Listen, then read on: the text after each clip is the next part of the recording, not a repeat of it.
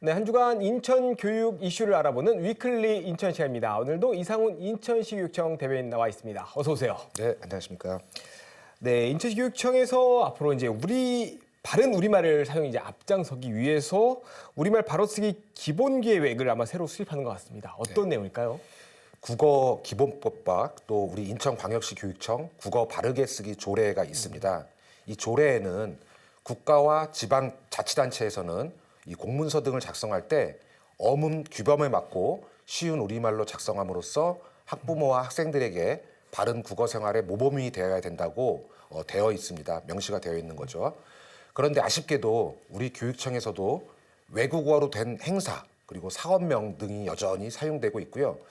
또 계획서, 보고서 등에도 좀 이해하기 어려운 용어들 그리고 권위적 표현들 그리고 일제 잔재시 용어들이 간혹 이렇게 숨어 있는 경우가 있습니다.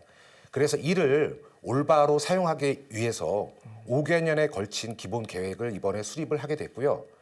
앞으로 이 기본 계획에 따라서 우리 교육청과 그리고 직속기관에서는 국어 책임관을 지정 운영하게 됩니다.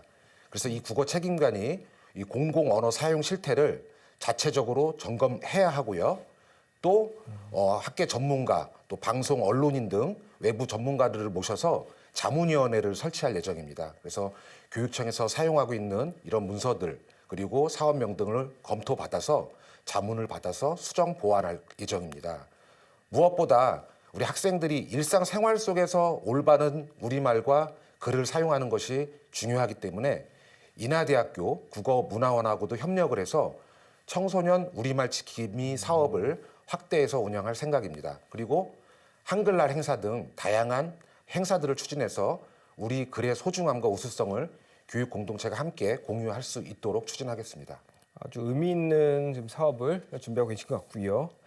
네, 올해 늘봄 학교를 모든 초등학교로 확대한다는 이제 정부 구상이 이제 발표가 됐는데 인천시 교육청도 인천형 늘봄 학교를 운영하기로 했다고 하죠? 네, 맞습니다. 예, 어떤 내용인지 설명해 주실까요? 네, 많은 학부모님들께서 아마 궁금해 하실 것 같습니다.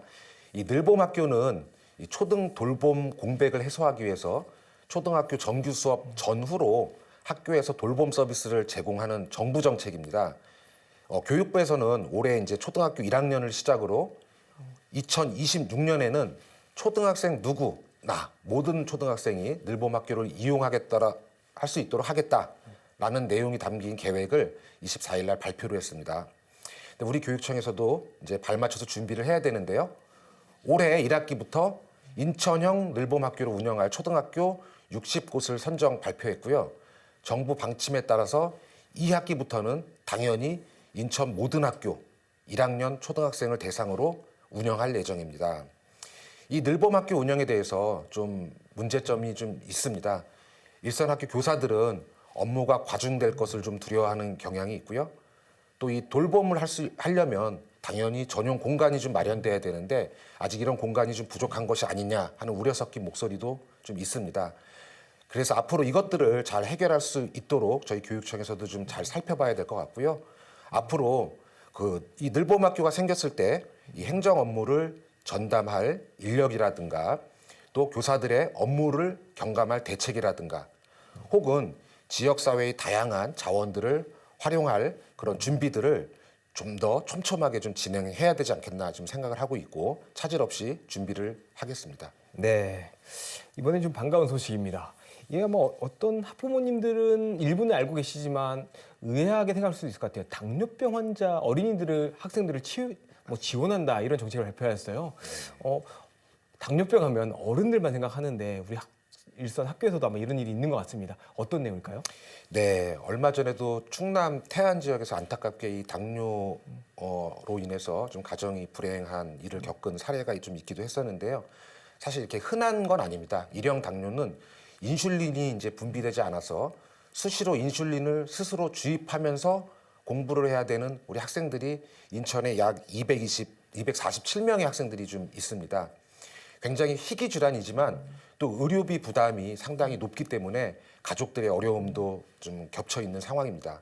그래서 작년 9월부터 인천시 교육청에서는 이 조례를 준비를 했는데요. 인천시 교육청 당뇨병 학생 지원 조례를 제정해서 지원을 준비를 해왔고요. 올해부터 제1형 당뇨병 학생들 치료비를 지원하기로 했습니다. 이제 어떤 점을 지원을 하게 되냐면 아까 말씀드렸던 혈당 측정기라든가 인슐린 자동 주입기 그리고 센서를 구입할 때 드는 그 의료 부담금이 있습니다. 이러한 부담금들을 지원을 하게 되고요.